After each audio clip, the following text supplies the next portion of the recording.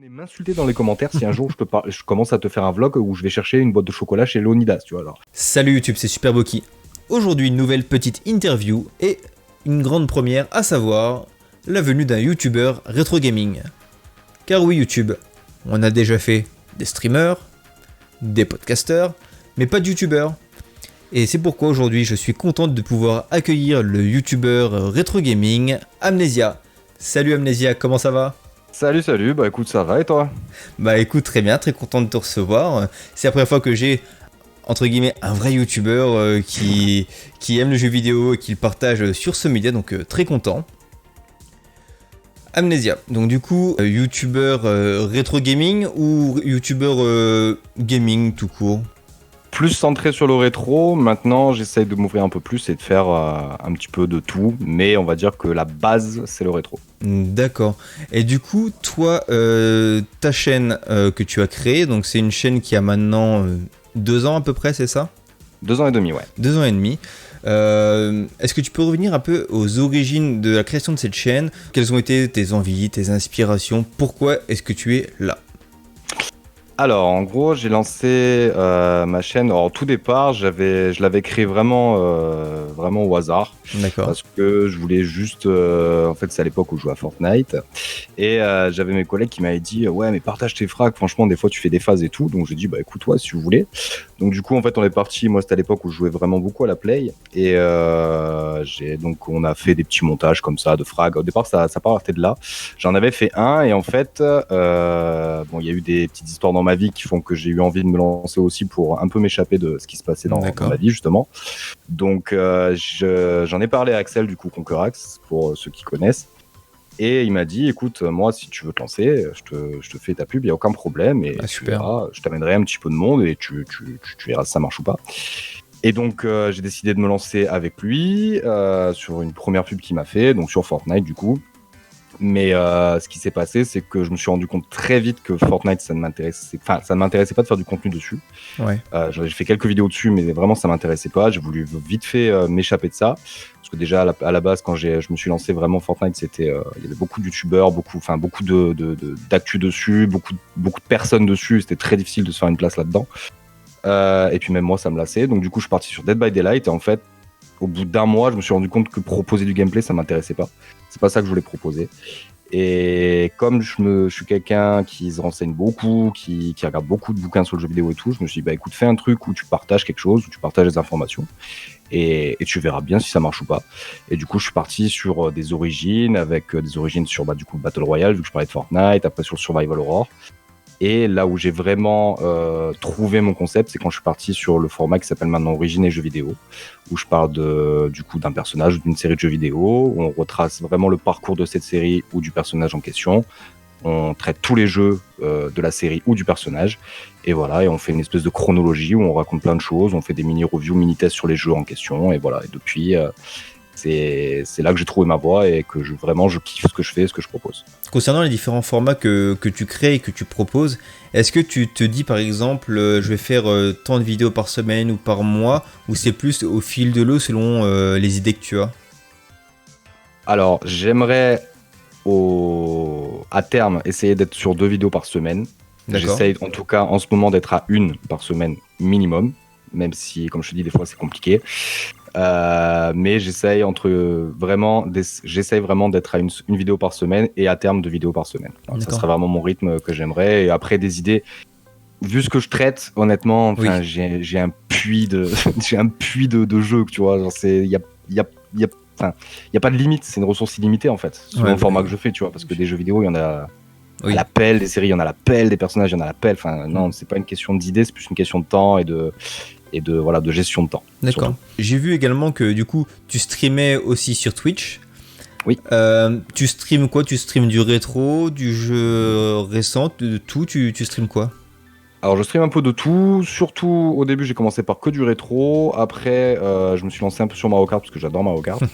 J'avais pas encore le 8 et je l'ai pris sur Switch, du coup j'ai commencé à vraiment me tuer dessus. Du coup j'ai proposé un peu des jours comme ça, du Mario Kart et tout, mais j'ai vu que ça faisait pas tant de viewers que le rétro, parce que c'est la base de ma chaîne, donc du coup c'est clair que quand je fais du rétro il y a beaucoup plus de monde, et je me rends compte qu'au final c'est pas plus mal, parce que Mario Kart j'aime bien en faire en offline, mais en stream, je trouve que il y a moins de partage parce que tu es plus concentré sur la course, tout ça, donc tu as moins de partage avec ton chat et c'est ce qui m'emmerde un peu parce que le stream, moi je me suis lancé justement, c'est pour vraiment parler à mes abonnés, rigoler avec eux, tu vois, pour moi c'est des personnes entières, c'est pas juste un pseudo, tu vois. Ouais, bien sûr. Je les prends pas comme ça, donc non, je me suis dit il faut que je change, donc maintenant je fais vraiment beaucoup de rétro.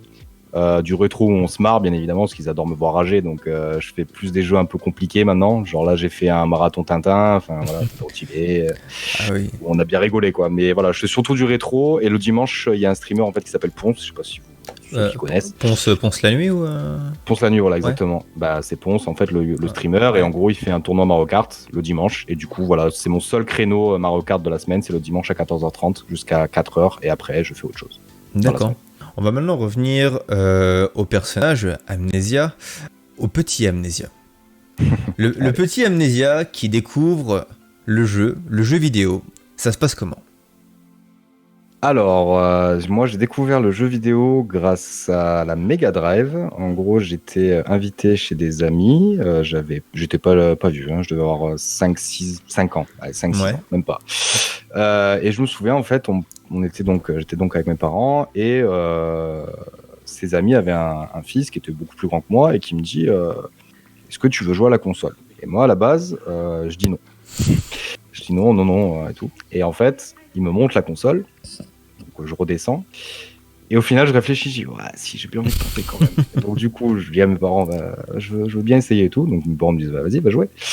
Et je teste la Mega Drive, et le premier jeu que j'ai touché, c'est Street of Rage, du coup. Ouais. Et je t'avoue que pour un premier goût de jeu vidéo, Street of Rage, bon, c'était plutôt pas mal. Ouais, j'ai dit, bon, ça me plaît pas mal le jeu vidéo. C'est pas si mal. Donc du coup, à partir de là, je pense que... Alors, je me souviens plus trop, mais je pense qu'à partir de là, j'ai demandé à mes parents, du coup, une console. Et le Noël qui a suivi, j'ai eu la Super Nintendo avec le pack Mario All-Stars. Ouais. Et ça part de là, c'est Mario All-Stars, je l'ai vu en long, large et travers. Ensuite, j'ai eu Super Mario Kart, Street Fighter. Enfin, j'ai commencé à me baigner là-dedans. J'allais voir mes collègues, ils avaient une Super Nintendo, on se tuait à Super Mario Kart, tout comme ça. Et c'est parti de là, et je suis vraiment tombé dedans. Et mes parents ont dit, bon... peut-être pas dû lui acheter si tôt parce que là, il va peut-être moins travailler du coup. Mais ouais, non, ça part de là. Ça part de la Super Nintendo. D'accord. Et du coup, après, donc depuis cette époque de tes 5 ans, t'as toujours été joueur ou t'as eu un moment où t'as décroché un peu avec les jeux vidéo dans ta vie ? Non, toujours joueur. J'ai toujours joué aux jeux vidéo, tout le temps. D'accord. Je peux pas m'en lasser, vraiment. D'accord. Et t'es toujours resté du côté Nintendo ou t'as fait quelques incursions ailleurs ?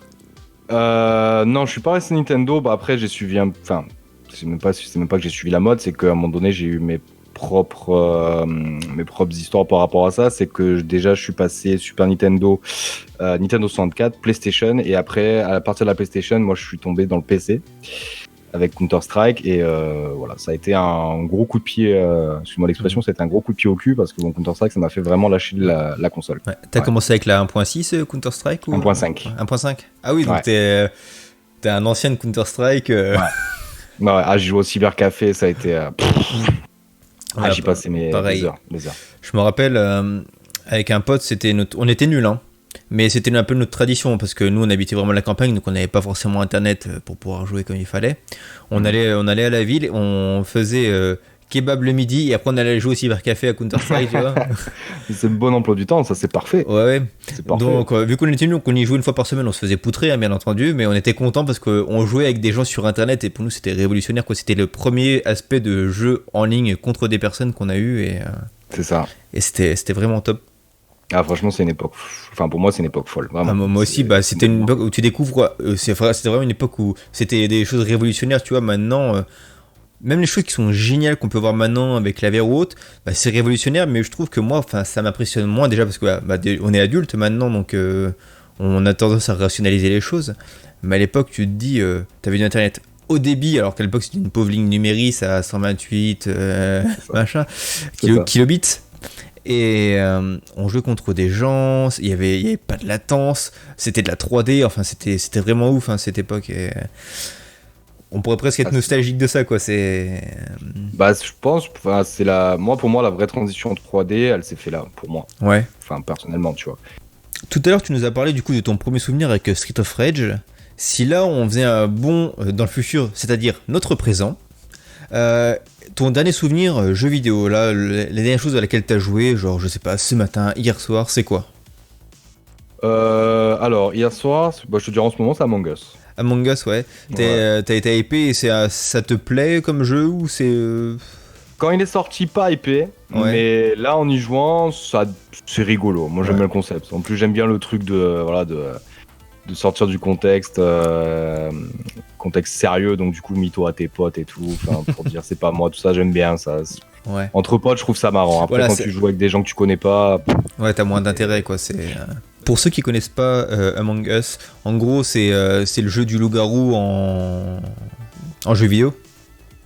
c'est ça. Ouais, c'est ça, ouais. C'est ça. Alors, tu peux aller jusqu'à 10, il y a 10 personnes qui peuvent jouer en même temps. Et en gros, tu as 8 crewmates, ce qu'on appelle ça, donc des personnes lambda qui doivent faire des tâches pour réparer un vaisseau. Et tu as 2 imposteurs qui doivent tous les tuer avant qu'ils réussissent leur tâche, tout simplement. D'accord. Et après, Bon. donc, tu vois, tu as des alertes. Toi, tu peux dire quand tu as vu un corps par terre. Et donc, du coup, il faut faire un petit travail de détective, parler à tes collègues, savoir ce qu'ils ont fait, nanana, pour savoir qui sont les imposteurs. D'accord. Ouais, donc ouais, clairement c'est le jeu qui a à faire avec du monde que tu connais quoi. Ouais. Oui, oui. On va maintenant aborder ta petite Madeleine de Proust, donc qui peut être un jeu, une console, qui a marqué ta vie de joueur. Je te laisse la parole. Alors, comme je t'ai dit, moi, c'est très nostalgique, donc du coup, j'ai beaucoup de jeux. Après, donc comme on en a parlé, bon bah, vu qu'on en a bien parlé, je vais parler d'un autre jeu, mais déjà Counter-Strike a été vraiment un gros point. Ouais. Après, en termes de Madeleine de Proust, moi, je vais rester un éternel fan de la série Mario Kart, qui m'a vraiment, vraiment, vraiment suivi. Tout au long de ma vie, j'ai vraiment quasiment fait tous les opus. Donc moi, je te dirais, vraiment en termes de découverte et en termes de, enfin, par rapport comme je te dis, du rétro, par rapport à ma jeunesse, je vais dire soit, donc quand j'étais jeune, Super Mario Kart qui vraiment à l'époque m'a sidéré. Ouais. Et si je te devais parler dans les derniers jeux qui sont sortis, on va The Last of Us, même si je vais pas en parler parce que j'en ai beaucoup parlé, je dirais plutôt Batman Arkham City. D'accord. Et pour revenir à Mario Kart, tu l'avais eu sur Super Nintendo du coup celui-ci Oui. ou ouais. Ah ouais. Et à l'époque parce que c'était le système de pas de 3D, je me rappelle plus du nom du système qu'ils utilisent sur la Super NES. Mode 7. Voilà, le mode 7, voilà. Quand t'as découvert Mario Kart, quand tu l'as vu la première fois sur Super NES, c'était quoi un peu ton ressenti? Bah après, comme j'étais jeune, j'ai pas du tout la même Ouais. faculté de jugement, Oui. entre guillemets, tu vois, Que à parler du jeu vidéo aujourd'hui comme j'en parlais à l'époque. fait, C'est rien à voir, tu vois. Donc non, c'était plus du étonnement, plus du fun. Ouais. Vraiment, je me suis régalé, j'y jouais tout seul, je me régalais. Donc non, c'était très beau, très coloré, c'était Mario, c'était, comme je dis, fun, on envoyait des carapaces, enfin des trucs que Ouais, tu non, connaissais c'était- déjà. Donc non, et puis même les maps à l'époque, je trouve ça magnifique, quoi. Tu vois, c'était vraiment une rénovation du monde de Mario en termes de jeu de course, quoi. Donc Ouais, non, bien sûr. Puis c'était un jeu qui plus de était l'émerveillement. ouais, et puis c'était un jeu quand même qui était très dynamique et tout, donc c'était enfin, tu te faisais plaisir à jouer, tu t'emmerdais pas comme des jeux maintenant où t'as quand même des ça. lenteurs et tout. Là, c'était vraiment quasiment comme de l'arcade quoi. En gros, t'as ta manette, tu joues, tu fais ta course et c'est assez dynamique. Et puis surtout, t'avais des trucs à débloquer. On n'était pas encore dans dans la famille de Mario, on n'était pas dans des trucs à débloquer. Tu vois ce que je veux dire? Genre, Ouais. avant, on avait connu Super Mario Bros. Bon, bah, tu faisais des mondes, le jeu était fini. C'est ça. Là, tu devais faire les courses. Là, fallait gérer les trois modes de course, donc 50, 100 et 150 cc. Et tu savais que, enfin, moi, je le savais pas, je l'ai découvert en faisant le 100 ou le 150, je sais pas quoi, je crois que c'était en 100 que tu le débloquais, que tu débloquais la Special Cup et que tu avais encore des courses à parcourir. Les courses, elles te demandaient quand même un sacré challenge, je trouve, sur la Special Cup pour l'époque. Donc, non, ça a été vraiment pure découverte et une durée de vie quasiment illimitée, en fait, parce que tu pouvais y jouer et rejouer tant que tu voulais. Et donc, c'est moi, là, je t'avoue que. Oui, dis-moi. Ouais. Et c'est là, je pense, où ils ont été malins dans le sens où un jeu de course, tu peux avoir une jouabilité limitée quand tu joues en solo. Et là, avec leur système du coup d'achievement où tu pouvais avoir des choses en plus, du contenu en plus à débloquer, ça te permettait d'avoir une grosse rejouabilité en solo et encore plus du coup en multi par la suite, quoi. C'est ça. Et puis ça, on n'en parle pas assez, mais sur Super Mario Kart, je trouve que ça a été un des premiers jeux à inclure des petits secrets easter eggs, tu vois. Par exemple, je sais pas si tu es au courant, mais tu pouvais, genre dans l'écran de sélection des personnages, alors je sais plus c'est quoi la manip, mais tu pouvais faire en sorte que ton personnage devienne tout petit, comme si t'avais pris une éclair. D'accord. Tu commençais direct avec le personnage tout petit. Et ça, c'est rien. Enfin, maintenant, on trouve ça basique, mais à l'époque, quand tu découvrais ça, tu faisais putain, c'est dingue, tu vois. Ouais. Puis surtout Donc, que t'avais pas internet à l'époque pour te dire faut faire comme c'est ça, ça, tu le machin. découvrais tout seul. Tu le découvres. Moi, je me souviens, c'est des collègues qui me l'avaient dit, c'était mes voisins avec qui je jouais. Ils m'ont dit, ah, trouvé un truc et tout. Et ils m'ont montré, je suis what the fuck. Donc, du coup, c'est plein de partages, de découvertes comme ça. Et non, Super Mario Kart, vraiment, ça a été un gros coup de cœur de l'époque. Ouais. D'accord.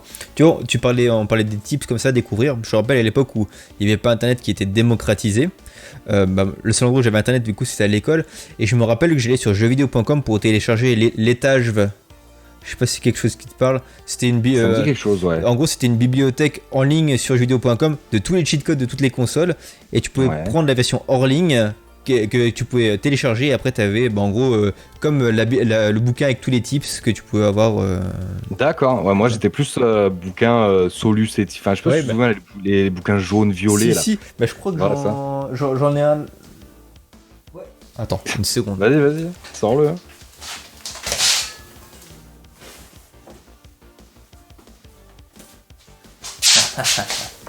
Tu l'as. Est-ce que tu parlerais de ce genre de bouquin? Voilà, exactement. Ah ouais, ça, console. Tu cherchais ton jeu dedans, tu disais putain, j'espère qu'il y a les codes pour ce jeu-là et tout. Tu cherchais dans l'ordre alphabétique et tout. Ça. Ah ouais, très bon souvenir. Et je me rappelle, on allait parce que pas de thunes, hein. T'allais chez le marchand de journaux, puis pendant que ta mère elle achetait des trucs, tu regardais vite fait et tout. Bon, là, c'est des codes pour les jeux. C'est ça. C'est exactement ça. Tu vois, il y est pas. Bon, bah tant pis, je le prends pas. Et s'il y était, par contre, c'était maman, j'ai pas retenu le code, tu peux me l'acheter. C'est ça. Puis souvent, tu sais, t'as le marchand de journaux qui venait derrière toi. Par contre, c'est bien de regarder, mais il faut les acheter. Donc en général, c'était ça. Ma mère, elle me prenait mon Dorothée Magazine et puis elle me prenait un truc de tips de temps en temps. Et exactement pareil. Ouais, c'est vraiment ça, c'est bon souvenir. Ouais. C'est très bon souvenir ça. Maintenant, passons aux choses sérieuses. Allez. Je vais maintenant te poser quelques questions où tu pourras répondre, car c'est le but d'une question, mais de manière très peu argumentée. Tu es fan de Dragon Ball, comme tu nous l'as dit précédemment. Si je te parle de la moustache de Vegeta dans Dragon Ball GT, pour toi, est-ce que c'était carrément stylé ou un déchirement pour ton petit cœur de fan? Une insulte. Une insulte. Très bien. Si on parle de jeux vidéo au sens large du terme, toi tu te considères plutôt comme collectionneur ou joueur? Joueur. D'accord. Tu nous as parlé comme quoi tu avais commencé le YouTube game, comme diraient les jeunes, sur Fortnite. Oui. Est-ce que tu pourrais dire que c'est un vrai bon jeu? Quand il est sorti, alors, pour ceux qui aiment le Battle Royale, oui. Quand il est sorti, la première et deuxième saison, pour moi, c'était vraiment un très très bon jeu. D'accord. C'était un très bon jeu. Ça, je le cacherai jamais. Il y a aucune, tu vois, genre, c'est un jeu de gamin, tout ça. Non, ouais. Pas du tout. Mais après, il a été peaufiné dans le très mauvais sens pour moi. Ouais, dans le sens un peu côté merchandising avant tout et trouver comment faire venir du monde. Et...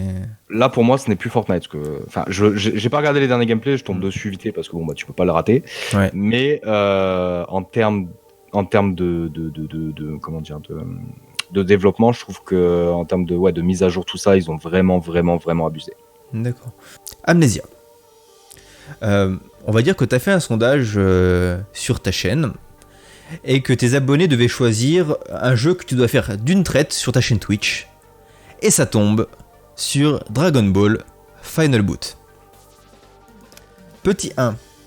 Tu t'exécutes et tu fais ce jeu dans la joie et la bonne humeur avec tes abonnés sur la chaîne Twitch. Petit 2. Vu que tu es quelqu'un de professionnel, tu fais le jeu et tu bannes toutes les personnes qui ont voté pour ce choix. Non, petit 1. Petit. Ouais. Tu souffriras en silence. Oui, sans problème. Mais tu sais qu'à l'époque, je l'ai poncé ce jeu.